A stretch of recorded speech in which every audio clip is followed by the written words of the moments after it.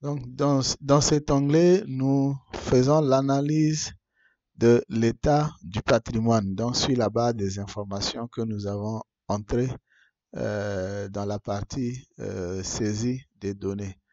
Voilà. Donc ici, pour ce cas-ci, par exemple, nous avons une localité où il y a 11 systèmes d'eau. Donc ces informations se retrouvent là avec leurs années de construction. Maintenant, basé sur les années de construction, on a un premier niveau de risque qui apparaît. C'est le risque basé sur l'âge. C'est lié donc à la durée de vie que nous avons donnée à nos différents systèmes de points d'eau. C'est dans les hypothèses que nous avons émises au départ. Ensuite, deuxième niveau de risque, c'est basé sur l'état de l'ouvrage. L'état de l'ouvrage que nous avons renseigné aussi dans l'état des lieux du patrimoine.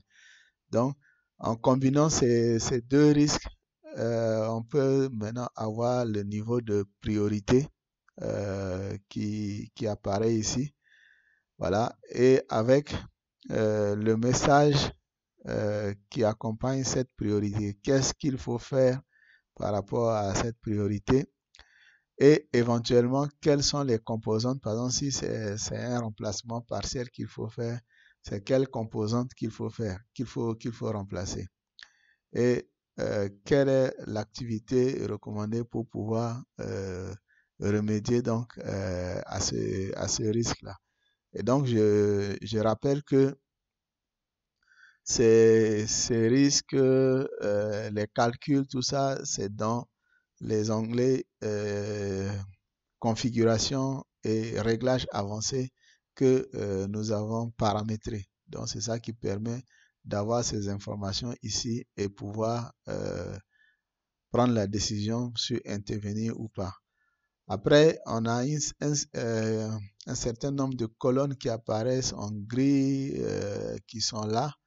En réalité, toutes ces informations donc viennent de ce que nous avons déjà saisi auparavant. Et donc, il n'y a rien à faire ici donc au niveau de ces colonnes. Ce sont des informations qui doivent pouvoir accompagner euh, une éventuelle intervention pour avoir des informations de détail sur la nature des interventions à faire. Mais sinon, il n'y a aucune action à entreprendre à ce niveau-là. Donc, sur cet onglet, l'élément majeur, c'est cette première partie-là qui nous permet, voilà, c'est cette partie qui nous permet de pouvoir savoir quel est l'état de notre patrimoine, quels sont les risques encourus et quelles sont les interventions à programmer ou à planifier ou à attaquer de manière urgente. Et si vous avez bien compris cette partie, je pense que vous êtes prêt pour assurer la gestion du patrimoine d'eau de votre district. Merci.